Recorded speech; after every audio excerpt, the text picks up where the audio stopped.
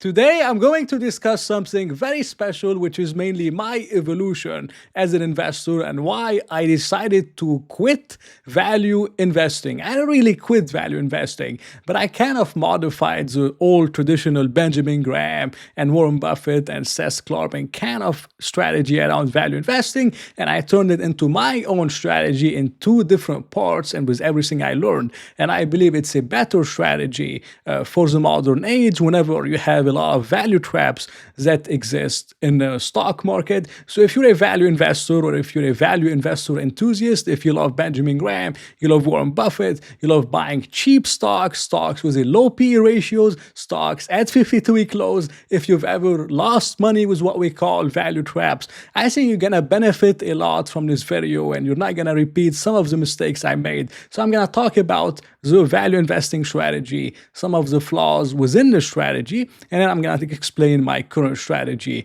which has delivered an average annual return of 32% over the last 4 years, and it's been all documented. So I really hope you enjoy it as always. Now, I started out by reading the Intelligent Investor book. I think most of us have read the book. I also read Security Analysis, mainly the first half of Security Analysis, and I also read Margin of Safety by Seth Klarman, which is actually a really pretty much an amazing book. I really like the book. Now, after I read those books, I knew that value investing was for me because value investing is more of a personality. You kind of have to not really want to fit in with the crowd because most investors, they love following and they love buying whatever everyone else is buying. Like if everyone was buying Tesla with Cassie Wood at the top in 2021 and they're buying Tesla, they feel better because they're not alone. They feel better that everyone is doing the same thing because everyone can't be wrong. If you're a value investor, you don't really want any of that stuff. You have the tendency to want to take the opposite side of the trade. Whenever everyone is bullish, you tend to want to be really fearful and bearish. And when everyone is bearish, you tend to want to be bullish. This is a value investor mindset. And I always knew that that was me all my life. So I know that value investing was for me. And I started investing this way and I had a lot of success until you could say 2019, 2020 is when I started to shift my strategy. But value investing is all about buying something that's hated, something that's cheap, something below what we call intrinsic value. So we find the real value of the stock. We tend to buy it well below this value. We call that a margin of safety. Once the stock reaches fair value or it becomes slightly overvalued, we want to exit the stock and we take the profits and we try to find another one. And then we take profits and we find another one. This is pretty much the value investing philosophy. You don't want to hold those stocks forever because they're not really growing. You have to sell them if they become overvalued and then buy something else that's undervalued. It's all about numbers, valuation, valuation, valuation. This is pretty much value investing. Now, there's a few problems with this strategy for me personally.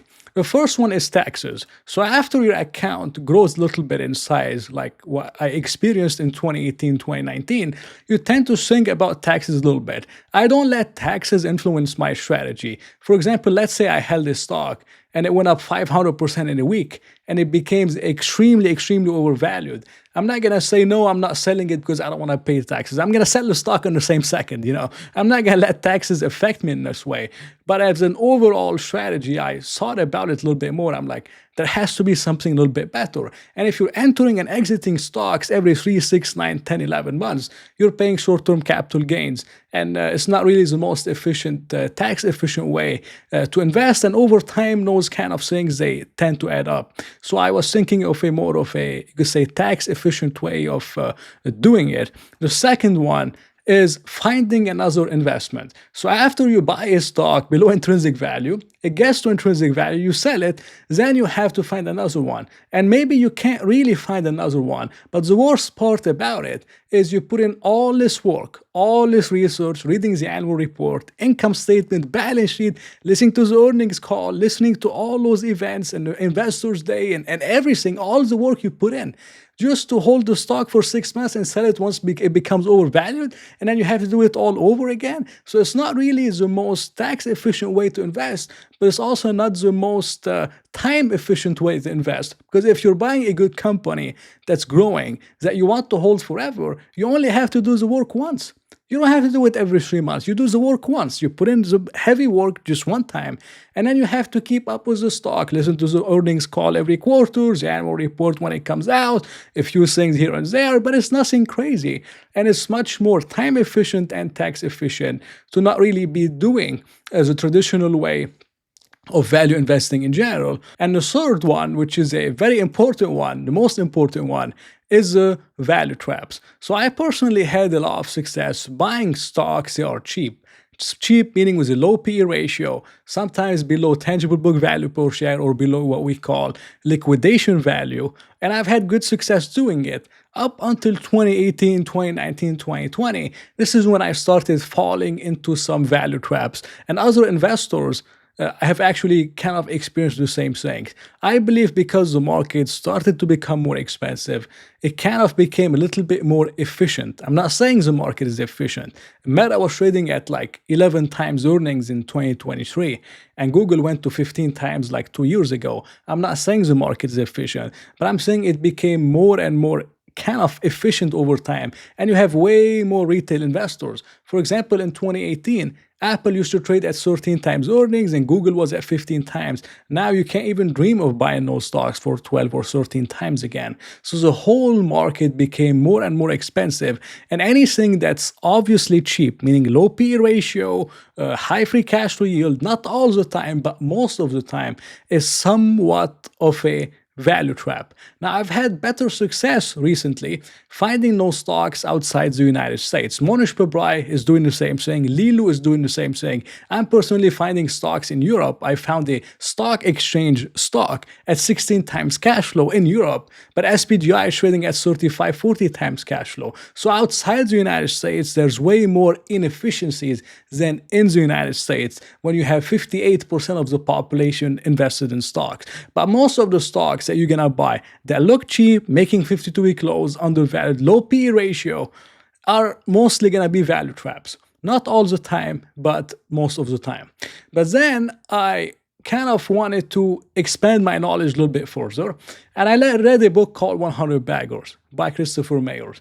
This is a book where he studied the stocks that went up 100 times. Those kind of stocks were kind of really attractive to me because I never had them. I always bought a stock below fair value and I sold it when it became fairly valued. So I was surprised of the study that what really makes a stock go up 100 times, and what kind of mindset do you need to experience a stock that even goes up 100 times. So the first one, which is a totally different approach than the traditional value investing, is that most of the good stocks, not the value traps, but most of the great stocks, they're gonna spend most of their time near their 52-week highs. I know it's crazy, but look at GE Vernova, or look at GE Aerospace, look at Safran for aerospace and other kind of items. Look at Airbus most of the time. Look at other kind of good companies in general, and even Nvidia recently and a few others. Not all the time, but most of the time, they will kind of be near their 52-week highs. So if you're holding those stocks and you're gonna sell it because it's going up or because it's making a new high, you're not really going to get this 100-bagger, not even a 10-bagger, not even a 5-bagger. So to me, that was really, really interesting. The second part of this strategy is that most of those stocks, most of the time, will appear overvalued on paper. So the PE ratio will be a little bit higher. And your job is not to skip it as a value investor just because the PE is high. You have to figure out why it's high. Do they have higher growth potential? Do they have some kind of a mode that you just cannot replace them, some kind of a major monopoly that could potentially justify a higher PE ratio? I read a quote one time from an investor. He says, I don't want an analyst to find me something that's cheap. I want an analyst to tell me why an expensive stock is cheap. I know it sounds crazy, but sometimes you have to look into those stocks and try to find out, why is it trading at 52-week highs? Why is it overvalued? And why does the stock keep going up? I'm not saying you have to pay up for quality in a major way. And I think people learned this lesson recently of paying up for FICO and all these stocks that went down 50, 70, 80%. So I don't believe in overpaying for quality. But with quality, you kind of have to understand why the stock is not trading at 12 PE. Is there a reason? Maybe it's justified, but maybe it's also unjustified. If it's justified, you kind of have to figure out why.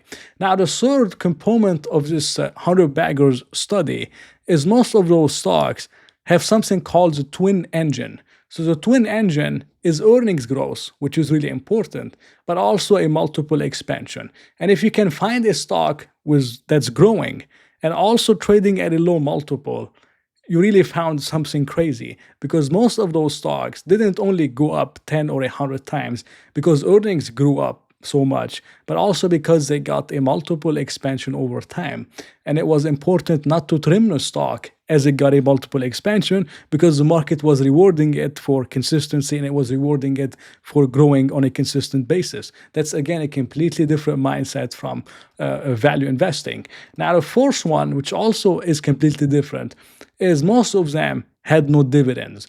And this person in the book, he called dividends an expensive luxury. That when you pay a dividend, it's kind of a luxury that you don't really want. You want a company that retains the earnings and it just reinvests it over time, like Amazon and like other companies that can actually reinvest in themselves and grow the earnings. Companies like Pepsi that are more mature, they can't really grow too much, they can pay the dividend. But the younger companies, it's best for them to retain the dividend and then reinvest in themselves to keep up with earnings per share growth, which ultimately could lead to a multiple expansion. And I applied this mindset to many different stocks, a lot of good companies, large caps, quality stocks in general, but I also bought some smaller caps stocks. And this is a stock that I shared with you guys called Mama's Creations, and I bought the stock at $1.74 in 2023. Since then, I'm up about 750%. And I used everything I learned in this book to pretty much experience those returns. Is I didn't sell the stock at 52-week highs. I didn't sell it once the PE was too high because I was focused on the long-term potential, and I didn't make all the mistakes that I made before, and I stuck all along with it. And because of that, I got rewarded. So this is the first part of the strategy that I believe is a much better way to invest than buying kind of just cheap stock at 52-week lows, falling into the value traps, paying a lot in taxes, and then having to find another one every 2 to 3 months. It's really not the best kind of strategy, and not a time-efficient way, not a tax-efficient way. And now in 2026, when everyone and their mother is on the internet, it's hard to find a stock at a P of 6 that actually should be trading at a P of 20, and for you to have to know something that the market doesn't really know. It's becoming much, much harder. So I have a better version of that. And my version of that I've been applying over the last 3 or 4 years that actually works really, really well is kind of similar to what Benjamin Graham and Buffett used to do back in the day, but I think it's a better way of doing it. So the way I personally do it, and I'm going to give you an examples, is I look for stocks within 5% of their 52-week lows. So every Sunday or Saturday, I go through a screener. Finviz.com is a free screener, and you can look at stocks near their 52-week lows, okay? The second thing I look for is bad sentiment that's unjustified. So after I find a stock at its 52-week low, I need to find out why it's trading near its 52-week low. I look at the report. Is it something within the earnings? Is it something temporary or permanent? I look on Twitter to see what people are saying. Is it a trash company, a terrible company? What are they saying? Is it justified or is it unjustified? I don't want something that's going down because it deserves to go down, maybe because AI is actually killing the business. I want something that is going down for like temporary reasons that's not going to last too long. Number 3 is I want a catalyst. So a lot of people believe that I'm a contrarian. So I buy stocks near their 52-week lows and I just hold and hope for them to recover. I don't actually do that. I buy stocks near their 52-week lows, but I need to know a catalyst that could potentially change the sentiment from negative to positive and realize the value in a fairly short period of time. And this is why I have to know why the stock is going down and if it's unjustified, And then I need to know the catalyst that could potentially change it. It could be a new CEO that maybe wants to prove himself and he has a history of changing companies around. That could be a catalyst. Maybe it's the investors day where the company could reveal something interesting and the stock is going down into it, especially on the worst case scenario. Maybe it's something else, which I'm going to give you some real life examples. And those are the three things I look for: near 52-week close, bad sentiment, of course, fairly valued to undervalued, but it's not much about the valuation. It's more about the sentiment and what could potentially change the sentiment. Now, this is by far my best gainer year to date, which is TPL, Texas Pacific Lands. The stock was trading at 52-week close a few months ago. It was down like 50, 55, 56% from its all-time high. Okay, and there was a lot of bad sentiment around this one. It had nothing to do with oil. It had more to do with where the company is located itself. So TPL is a landowner. They own land in the Permian. The Permian Basin is the largest kind of drilling place in Texas. All the oil, most of the oil, I should say, comes from the Permian Basin. Okay? Now, the Permian Basin has been there forever. And over time, you have more and more water accumulating in the Permian Basin. So for you to get to the oil, there's just massive amounts of water that you have to take out. So there were a lot of people that were calling for the peak Permian, that the Permian has peaked and that production will start to decline. That was the sentiment. But then I looked at TPL's reports. The number of royalties that TPL was collecting, so the number of drilling rigs on TPL's land, was actually going up. And they were booking more potential drills that are being constructed to come online. I'm like, if the Permian is peaking, wouldn't Exxon and Chevron and all the companies that are putting the CapEx for those drills, wouldn't they know that? So if they know that, why are they putting the CapEx on TPL's lands? So the whole idea that the Permian was peaking was crazy to me. But then I went back and I did some research and I found out that every few years you have the sentiment that the Permian has peaked and it hasn't actually peaked. So that was an interesting setup. But the second one is all the water that you have to take out to even get to the oil. This is when TPL started a water business where they actually extract the oil and then they pretty much either sell it for use within the rigs because sometimes they require some oil, or they actually are building like a facility to be able to treat the water and use it for commercial applications. Okay, now my thesis was mainly on data centers, and that was another rumor with the stock, that there were data centers that will be built in the Permian because they have cheap energy, but they also have water. And data centers consume a lot of water to cool all those equipments and GPUs and all of them in the data centers. And then those kind of reports did not materialize. So the stock has peaked and it went down about 47, 48%. So in this case, I had a thesis that the Permian was dead.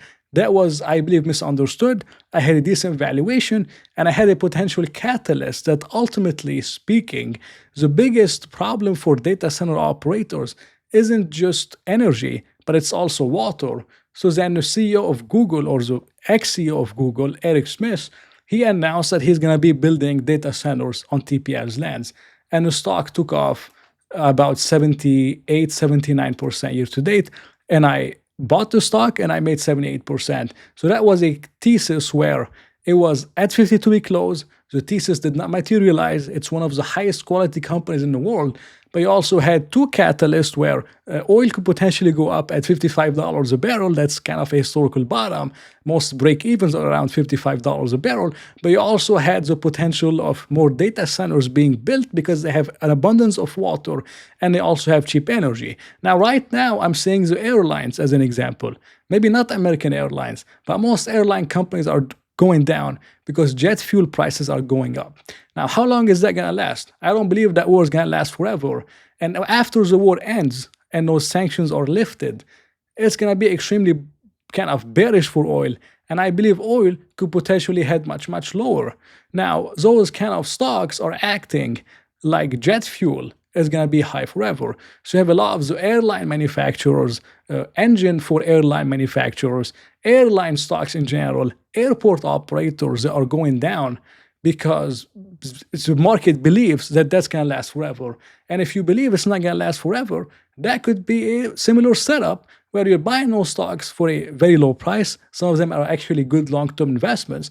And you have a theory that's different from the market that this war is not going to last forever. Once the war potentially ends, hopefully soon, but it's ultimately going to end, oil could potentially go lower because you have the sanctions from Venezuela lifted, the sanctions potentially on Iran after the war is over could be lifted, and oil will likely head much, much lower, and then those stocks could head much, much higher. And they will be fine either ways. So that's another way where I look into it and I see a potential opportunity to exploit. And I share many more of those things and I do them all in real time. And if you'd like to join me, I do it in my group. And this is the link if you're interested. But that was a long video and I'm not sure it's not going to get a lot of views. And it was mainly for my subscribers and maybe for newer people that are watching me. If you are, thank you again. And thank you guys for watching. Hope you enjoyed it. Not financial advice. If you did, please press the like button and maybe consider subscribing. So I'll talk to you in another video.